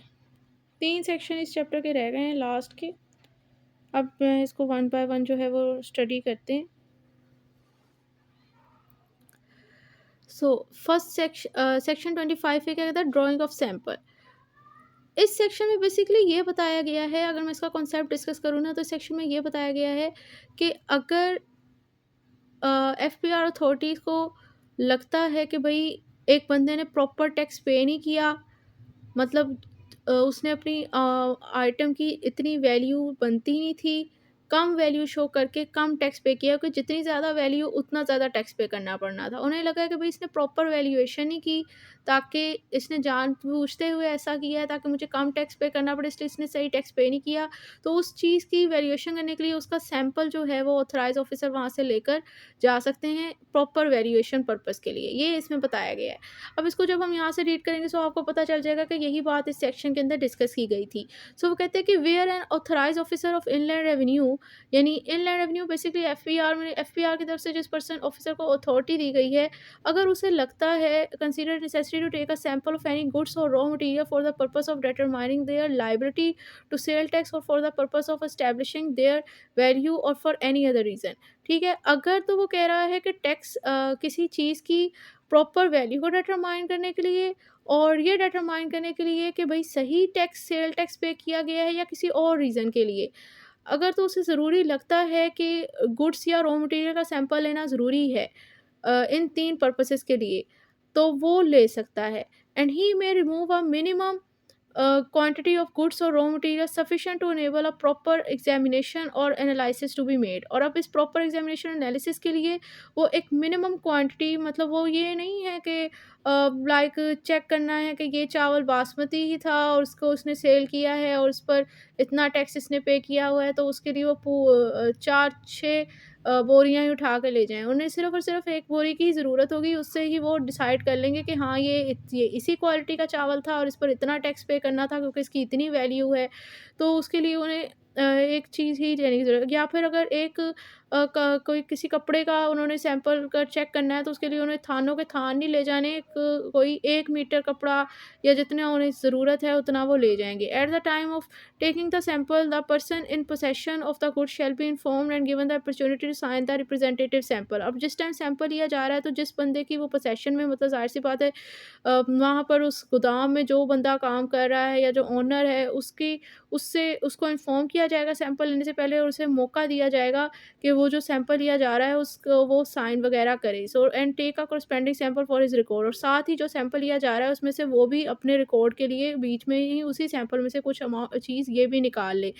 ये बेसिकली इसलिए किया जा रहा है ताकि फेयर इन्वेस्टिगेशन हो। बाद में ये बंदा इससे साइन लेने का पर्पस यही है कि वो भी इससे इसकी मर्ज़ी से ही लेकर जा रहे हैं और इसकी नॉलेज में भी रहे, और फेयर इन्वेस्टिगेशन से इसलिए हो क्योंकि ये ना हो कि बाद में कहे कि भाई देखें आपने सही इन्वेस्टिगेशन नहीं की, आपने मेरा जो है जो आप शो कर रहे हो इसको और मुझ पे ज़्यादा टैक्स लगा रहे हो, ये आपने किसी और ही सैंपल के साथ कर लिया है। अगर दोनों सैंपल ही सेम होंगे तो वो बाद में ये फेयर इन्वेस्टिगेशन ही कंसीडर की जाएगी कि भाई देखें यही सैंपल आपके पास है, इसी सैंपल पे हमने भी प्रॉपर वैल्यूएशन और टैक्स लायबिलिटी आपके डिटरमाइन की है, मतलब हमने बिल्कुल सही इन्वेस्टिगेशन की है, सही एग्जामिनेशन की है। लाइक ये बंदा बाद में ये नहीं कह सकता कि इन्होंने लाइक अगर कपड़े की के ऊपर मसला हो, डिस्प्यूट हो, कि एक बंदा कह रहा है कि ये 1000 का कपड़ा है और इसके ऊपर उसने सेल की, इसके ऊपर उन्होंने टैक्स पे किया है कि भाई मैंने तो 1000 का बेचा है। वो कहते हैं कि भाई इसने गलत जान के वैल्यू में बेईमानी की है ताकि उसे कम टैक्स पे करना पड़े, ये तो 5000 की क्वालिटी का कपड़ा है। तो वो उसकी इंस्पेक्शन करते हैं उसके गोदाम से, वहाँ से वो सैंपल लेकर जा रहे हैं। उसी कपड़े के सैंपल जो वो लेकर जा रहे हैं, उसी में से ये भी सैंपल ले लेगा लाइक लाख ताकि बाद में जब इनकी एग्जामिनेशन की रिपोर्ट है एफपीआर की अथॉरिटीज़ की, और उसमें वाक़ई वो कपड़ा 5000 का निकले और उसके ऊपर ज़्यादा टैक्स लगाएँ, तो ये बंदा बाद में ये ना कह सकता हो कि भई ये आपने गलत किया है, गलत बयानी की है, क्योंकि वो कहेंगे कि भई वही कपड़ा हमारे पास है सैंपल के तौर पे, वही आपके पास है। हमने अपनी तरफ से तो कोई कपड़ा नहीं लगाया था एग्ज़ामिनेशन करने के लिए। सो वो कह रहे हैं कि any sample taken under this section shall be taken against a proper receipt a copy each of which shall be keeped any sample taken under this section shall be taken against a proper receipt a copy each of which shall be keeped in the record by the registered person and the large tax payer unit original tax of ऐसे ही है। वो कह रहे हैं ये जो भी sample लिया जा रहा है ना, ये इसकी प्रॉपर एक रसीद वगैरह दी जाएगी कि ये हम लेकर जा रहे हैं, और ये जो है वो रखी जाएगी, इसकी कॉपी रजिस्टर्ड पर्सन के पास भी होगी और लार्ज टैक्स पेयर यूनिट के पास भी होगी, ओरिजिनल टैक्स ऑफिस के पास भी होगी। सो आई होप ये सेक्शन समझ में आ गया होगा, कोई इतना मुश्किल सेक्शन नहीं था ये। अब नेक्स्ट है section 25AA, transaction between associate. इस सेक्शन को पढ़ने से पहले ज़रूरी है तो आपको पता हो कि एसोसिएट क्या होते हैं। सो एसोसिएट वो लोग होते हैं जिनके दरमियान एसोसिएट ऐसे लोग जिनमें से एक पर्सन का जो डिसीजन है, एक पर्सन का एक्ट दूसरे पर्सन के डिसीजन को इन्फ्लुएंस करे, उस पर असरअंदाज डाले, और दोनों पर्सन इक्वल फुटिंग का रिलेशन होल्ड डाउन करते हो, तो उन्हें एसोसिएट कहते हैं। लाइक अगर एम्प्लॉयर एम्प्लॉय का रिलेशनशिप होगा तो वो एसोसिएट नहीं होंगे, क्योंकि वहाँ पर वो डोमिनेट पोजीशन में होता है, इक्वल फुटिंग पे नहीं होते। लेकिन अगर 2 पार्टनर्स होंगे किसी कारोबार में तो उन्हें हम एसोसिएट कहेंगे। सो यहाँ पर वो कह रहे हैं कि जो कमिश्नर है और in the office of inland revenue में respect of any transaction between person who are associate determine the transfer price of the taxable supply between the person as necessary to reflect the fair market value supply in an arm's length transaction. So यहाँ पर basically ये बताया जा रहा है कि जब associate के दरमियान कोई ट्रांजैक्शन होती है तो यहाँ पर जो जो उन्होंने चीज़ें आपस में एक दूसरे को बेची हैं उसके अंदर सेल टैक्स को जब उसने डिसाइड करना है कमिश्नर ने कि इस जो प्रोडक्ट इनके दरमियान या बेचा गया है उसके ऊपर जब उसने सेल टैक्स की लायबिलिटी इम्पोज करनी है, तो वो उसने उस प्रोडक्ट की फेयर मार्केट वैल्यू के ऊपर लगानी है। जिस तरह के अगर आर्म लेंथ ट्रांजैक्शन होती है लोगों के दरमियान तो उसमें फेयर मार्केट वैल्यू के ऊपर ही सेल टैक्स की लायबिलिटी लगती है, ना कि उस प्राइस पे, उस डिस्काउंटेड प्राइस पे जो कि उन्होंने अपने आप को जो है वो आपस में एसोसिएट होने की वजह से कम प्राइस पे अगर लगाई थी तो उसके ऊपर उन्होंने डिसाइड नहीं करनी। इसको एक एग्जांपल समझिए, जैसे पहले तो आर्म लेंथ ट्रांज़ैक्शन को आप समझिए। आर्म लेंथ ट्रांज़ैक्शन वो होती है जो कि 2 स्ट्रेंजर्स के दरमियान ट्रांज़ैक्शन होती है, सो लिहाज़ा कोई रिश्तेदारी, कोई भाईचारे की बुनियाद पर वहाँ पर डिस्काउंट के चांसेस नहीं होते। अब इसकी बेहतरीन एग्जांपल ये है कि जैसे कि अगर आप लोग अभी अगर आप लॉ स्टूडेंट हो, तो जब आप वकालत करोगे या अगर आप वकील ही हो और प्रैक्टिस कर रहे हो, अब हमारे पास कोई भी रेफ़रेंस बेस्ड क्लाइंट जब आता है ना, कि लाइक अगर दोस्त का केस आ गया, तो या कोई हमारे रिश्तेदार का केस आ गया, तो वहाँ पर हमें फ़ीस नहीं मिलती, या मिलती है तो बहुत कम। क्यों? क्योंकि वो हमारे आपस में रिलेशन होता है। अब उस रिलेशन की वजह से हमारी प्राइस हो जाए, हमें जो है वो कम पे किया जाता है। इसी तरह मेजॉरिटी अगर कोई लोग कारोबार कर रहे होते हैं ना, तो उनके जो आपस में रिश्तेदारियाँ होती हैं, वो कहते हैं कि भाई तुम तो मेरे भाई हो, तुम तो मेरे दोस्त हो, और इसलिए जो है मैंने तो इतने ही पे करने हैं। तो अब अगर उसने बेशक आपको इस वजह की बेस पर इतने पे किए हैं, लेकिन जब आपने सेल टैक्स पे करना है अपने उस चीज़ की प्राइस पे, तो एफपीआर ने ये नहीं देखना कि कोई आपका भाई था। वो कहेगा भाई हम तो आपसे जो फेयर मार्केट वैल्यू थी, उसी पर आपसे टैक्स लगाएँगे। लिहाज़ा अगर कोई आपके पास अगर कोई आए और कहे भाई आप तो मेरे दोस्त हो, रिश्तेदार हो, और इसलिए मुझसे कम प्राइस लगाओ, तो वही आप उसे कहो कि ठीक है, मैं तो आपसे कम प्राइस लगा लूँगा, मैं तो आप पर रहमदिली दिखा दूँगा, लेकिन मुझ पे तो नहीं ना दिखानी गवर्नमेंट ने रहमदिली, मुझे तो उसके ऊपर उतना ही टैक्स पे करना पड़ना है फेयर मार्केट के प्राइस पे। तो आप उसे कहें भई देखें, ये बिज़नेस के अपने असूल हैं, रिश्तेदारी एक साइड पे, तो जो आपका जो फेयर चार्जेस बनते हैं ना, मुझे उतना ही पे करें, क्योंकि मुझे तो उसी के ऊपर ही टैक्स पे करना पड़ना है। तो इस तरह तो आपकी चीज़ भी चली गई और आपको ना इनकम हो सकी सही से, और आपको टैक्स भी ज़्यादा देना पड़ गया, आपका तो नुकसान ही है। तो ये ख़ैर अलबत्ता इस सेक्शन में यही बात की जा रही है कि जब भी अगर एक बंदा सप्लायर यानी सेलर बायर को कोई चीज़ बेच रहा है, तो उस टाइम उस सेल के ऊपर सेल टैक्स की लायबिलिटी उस आइटम जितने की उसने बेची है, उस आइटम की फेयर मार्केट वैल्यू के ऊपर लगाई जाएगी, ना कि डिस्काउंटेड प्राइस पे। यानी जिस तरह के आर्म लेंथ ट्रांजैक्शन के अंदर होता है। और आर्म लेंथ ट्रांजैक्शन क्या होती है, मैंने आपको समझा दिया। लाइक अगर एक दो भाई हैं, और एक भाई दूसरे भाई को अपना कोई जो है कोई उनका आपस में कारोबार है। एक पर्सन का जो है वो दोनों का गारमेंट का काम है, लेकिन फ़र्क इतना है कि एक के पास स्टिच कपड़ा है, दूसरे के पास अनस्टिच्ड है। तो जिस बंदे के पास अनस्टिच है ना, वो उसकी उसका उसका जो है वो बुटीक है, और दूसरे बंदे की जो है वो मिल है। तो जिस बंदे की मिल है उसके पास अनस्टिच सारे थान वग़ैरह पड़े हुए हैं, जिसका बुटीक है, वो उससे कहता है कि ये तो मेरा भाई है, तो लिहाज़ा आप ना मुझसे कम चार्जेस लगा लो। मतलब वो कहता है कि आप मुझे 10 लाख का स्टॉक जो है वो 8 लाख में दे दो। अब जो है ये जो सेल हुई है, अब आप मुझे बताएँ कि क्या अब ये इसने जो सेल टैक्स इसके भाई ने, जिसका यूनिट है, जिसका मिल है, क्या उसने 8 लाख के ऊपर सेल टैक्स पे करना है? या उसने 10 लाख पे करना है। तो सेक्शन 25 डबल ए कहता है कि उसने 10 लाख पे करना है, क्योंकि कानून इस चीज़ को नहीं मानता। कानून यही कहता है कि भई आपने जिस तरह आर्म लेंथ ट्रांज़ैक्शन में, यानी जब जिस तरह 2 स्ट्रेंजर के दरमियान कोई ट्रांज़ैक्शन हो रही होती है और बगैर किसी रिलेशन के इन्फ्लुएंस को मद्देनज़र रखे बगैर फेयर मार्केट वैल्यू पे हम लोग जिस तरह सेल टैक्स की लायबिलिटी को डिटरमाइन करते हैं, इसी तरह अगर एसोसिएट के दरमियान भी कोई सेल ट्रांज़ैक्शन हो रही है, तो वहाँ पर भी सेल टैक्स की लायबिलिटी जो है, जो आपने चीज़ बेची है, उसकी फेयर मार्केट वैल्यू की बेस पर डिसाइड होगी, ना कि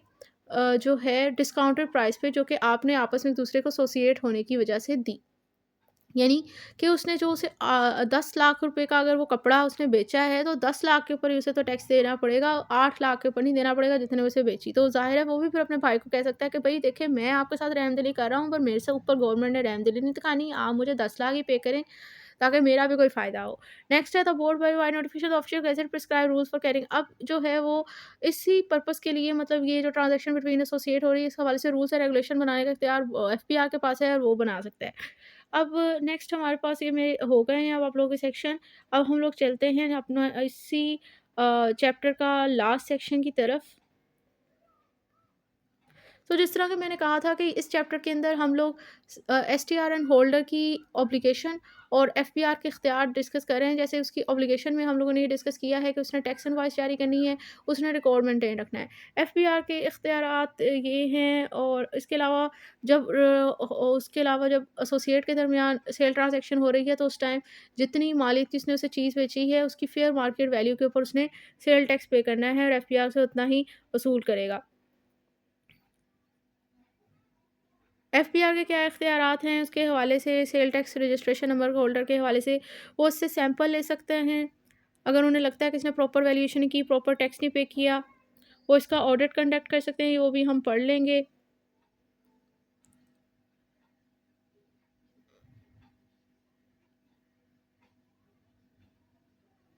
और एक ऑब्लिगेशन इस पर यह भी थी कि इसने 6 साल तक जो है वो रिकॉर्ड मेंटेन रखना है।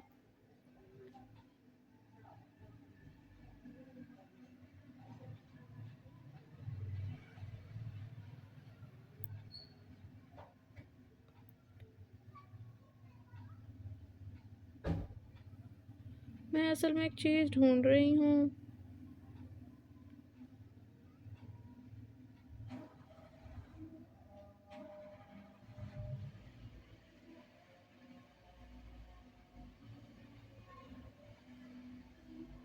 ठीक है। अच्छा जी। Section 25 audit of sale tax affair. So यहाँ पर अब हमें डिस्कस करना है कि ऑडिट किस बंदे कौन कर सकता है और कौन इसकी डायरेक्शन देगा। सब सेक्शन 1 इसी से करते हैं। कहते हैं commissioner on the basis of the reason to be recorded writing may direct the officer of inland revenue not below the rank of assistant commissioner to conduct audit of the sale tax affair of any registered person and issue a notice to such registered person intimating regarding audit of sale tax affairs. So वो कह रहे हैं, अच्छा, तो इसमें ये बताया गया है कि रीज़न कमिश्नर ने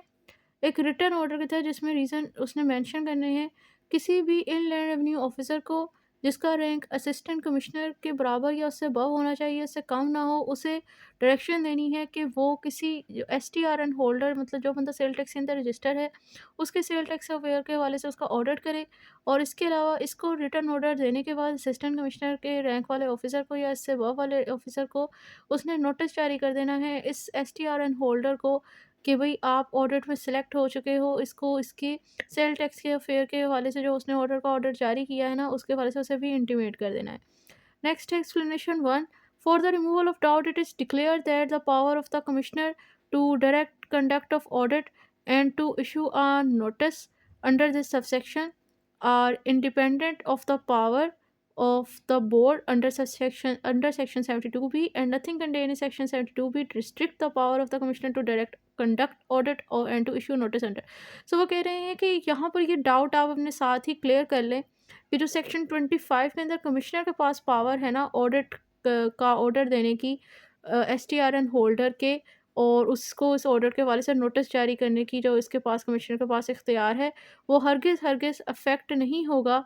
सेक्शन 72 बी के अंदर जो एफपीआर को इख्तियार दिया गया है इसी तरह ही ऑडिट करने का और नोटिस जारी करने का। मतलब अगर एफपीआर किसी एसटीआरएन होल्डर का ऑडिट कर रही है और उसको उसे ऑडिट के लिए सिलेक्ट कर रही है और उसे इंटेमनीफाई कर रही है कि भाई आप ऑडिट के लिए सिलेक्ट हो रहे हैं, वो एक तरफ है। एफपीआर के साथ साथ कमिश्नर भी अगर चाहे कि उसने किसी एसटीआरएन होल्डर के यानी सेल टैक्स में रजिस्टर बंदे को सेल टैक्स के हवाले से फेयर के हवाले से उसका ऑडिट करना है, तो वो उसे कर सकती है। उसको कोई ममनू नहीं है, उसे मना नहीं है। ठीक है, ये उसकी जो इख्तियार है वो इंडिपेंडेंट है एफपीआर के पावर के, मतलब इसका उसके ऊपर कोई इफेक्ट नहीं होगा कि बेशक वो भी कर रही है तो ये भी कर सकता है, इसको मना नहीं है। नेक्स्ट आ जाता है the commissioner shall communicate the reason refer to in subsection 1 to the registered person whose audit is to be conducted through the notice under subsection 1। अब जिस रीज़न की बेस पर उसको ऑडिट के लिए सिलेक्ट किया गया है कि भाई आपका ऑडिट होना है एसटीआरएन होल्डर का, वो रीज़न जो है वो कमिश्नर ने उसको बताने हैं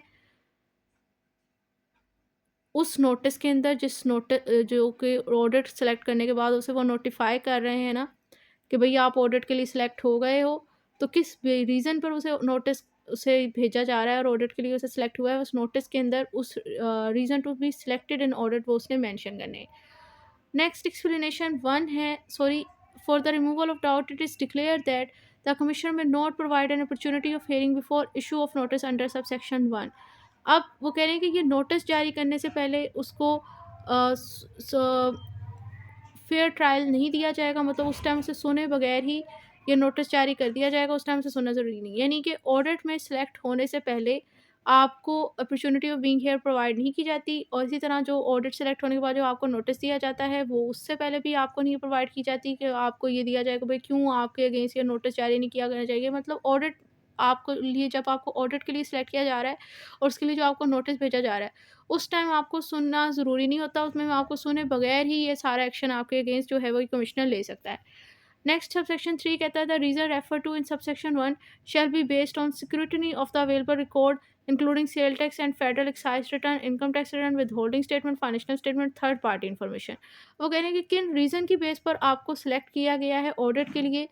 स्क्रूटनी का मतलब होता है जांच पड़ताल, वो डिपेंड करता है मतलब जो अवेलेबल रिकॉर्ड उनके पास था ना, लाइक आपके सेल टैक्स का, फेडरल एक्साइज रिटर्न का, इनकम टैक्स रिटर्न का, with holding tax, financial statement, third party information. मतलब अगर उनको लगता है कि भाई आपने अपनी इन स्टेटमेंट के अंदर किसी किस्म का कोई घपला किया हुआ है और इधर इससे उनको जांच पड़ताल करके उनको आपको ऑडिट के लिए उन्होंने सेलेक्ट किया है,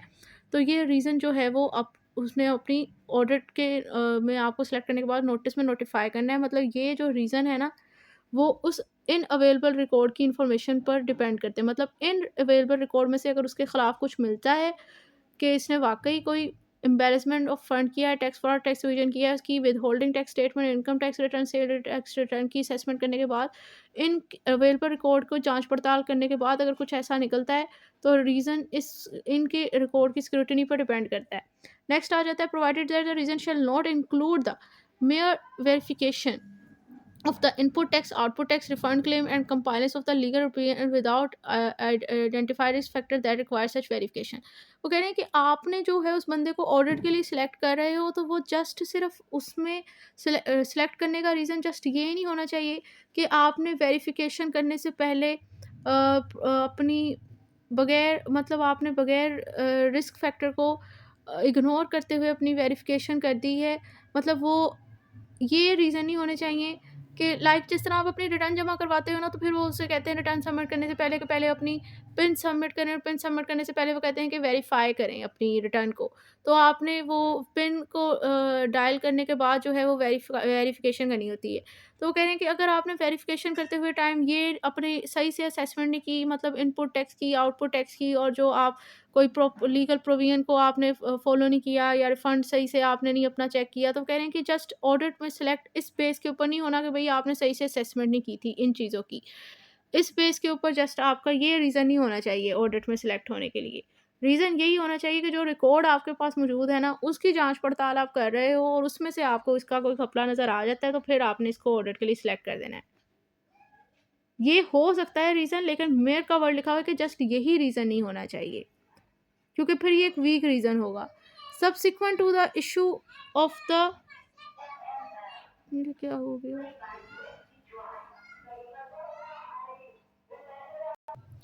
नेक्स्ट है सबसेक्शन 4। वो कह रहे हैं कि जैसे ही नोटिस जारी कर दिया ना ये इनलैंड रेवेन्यू ऑफिसर ने इसको,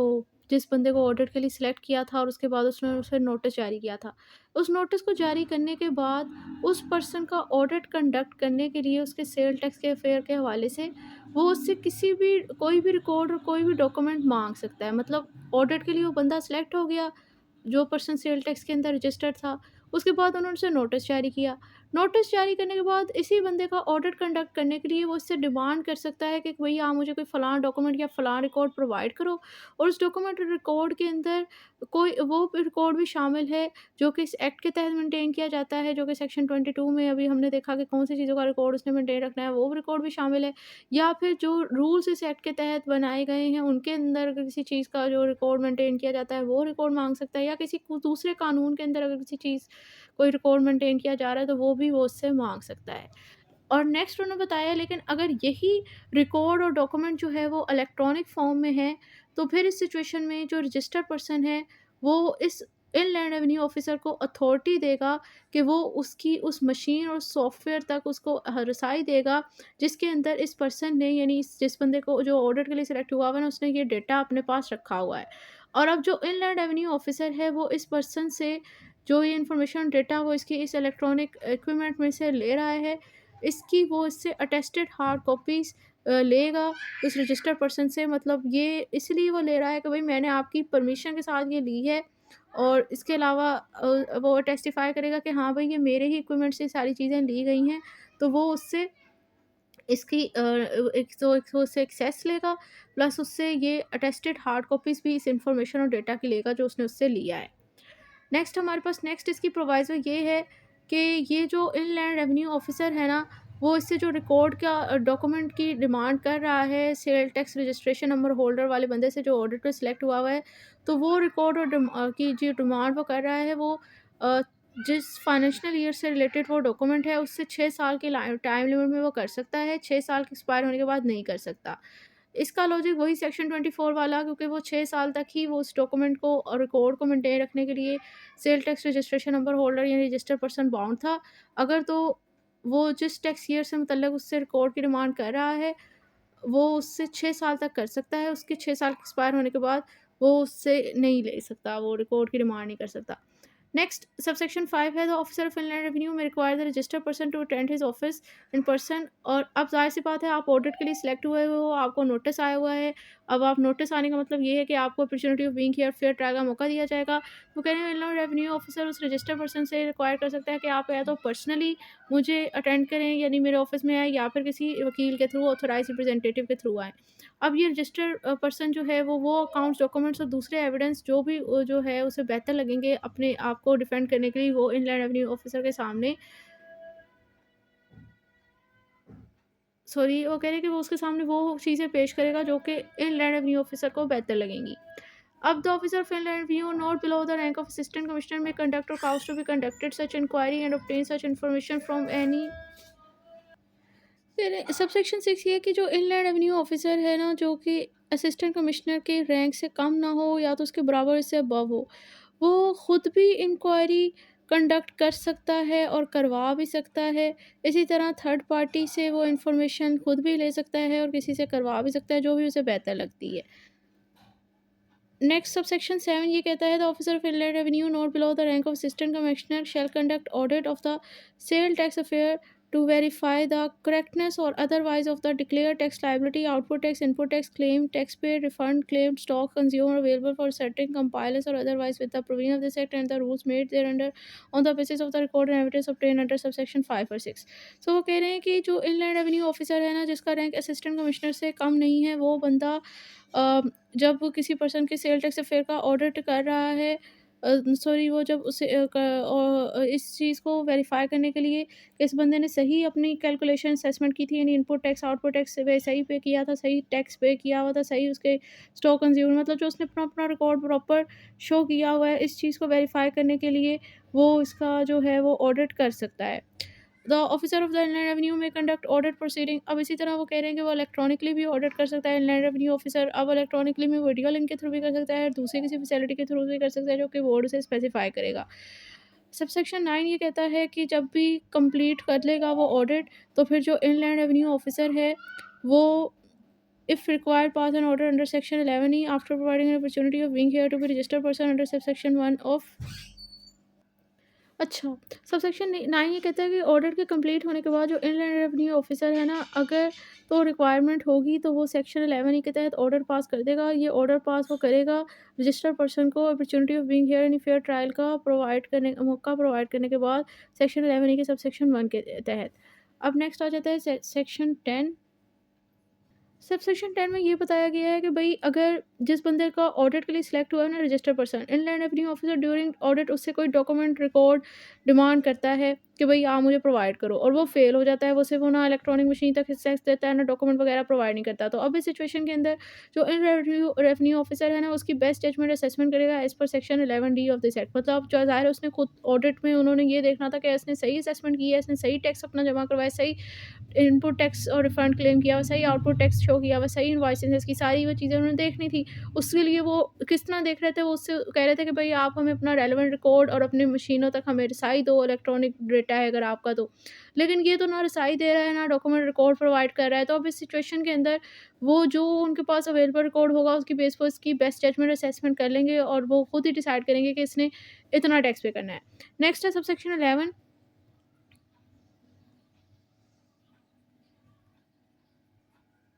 notwithstanding the penalties prescribed in section 33, मतलब यहाँ पर जो उस पर बात की जा रही है वो सुपरसीड कर जाएगी उस पेनल्टी पे जो कि सेक्शन 33 के अंदर बताई गई, क्योंकि नॉन ऑब्स्टेंट क्लाउज है। सो कह रहे हैं अगर registered person wish to deposit the amount of tax short paid और amount of tax evaded along with the default surcharge voluntary whenever come to his notice before, मतलब ये कि वो बंदा अभी ऑडिट के लिए सिलेक्ट नहीं हुआ, ऑडिट का नोटिस आने से पहले उसे पता चल जाता है कि भाई मैंने डिफ़ॉल्ट किया हुआ है, टैक्स में मेरा इतना नहीं बनता था, मैंने कम पे किया हुआ है और वॉलंटरी तौर पर अलोंग विद द सरचार्ज, मतलब डिफ़ॉल्ट सरचार्ज मतलब जितना उस पर पेनल्टी कोई बनती थी ना लेट जमा करवाने की, उसके साथ वो वॉलंटरी तौर पर ऑडिट में सेलेक्ट होने से पहले, नोटिस आने से पहले जमा करवा देता है। तो अब इस सिचुएशन में इस बंदे से कोई पेनल्टी नहीं उस पर लगाई जाएगी। बेशक वो कह रहे सेक्शन 33 के अंदर इस सिचुएशन में कोई पेनल्टी थी लेकिन नहीं लगेगी, क्योंकि ये बात यहाँ पर सुपरसीड कर जाएगी। नेक्स्ट इसकी इसी रूल की 2 एक्सेप्शन हैं। प्रोवाइडेड फर्स्ट प्रोवाइज़ो, मतलब जब उस पे पेनल्टी लगेगी तो वो कह रहे हैं कि अगर एक रजिस्टर्ड पर्सन अपना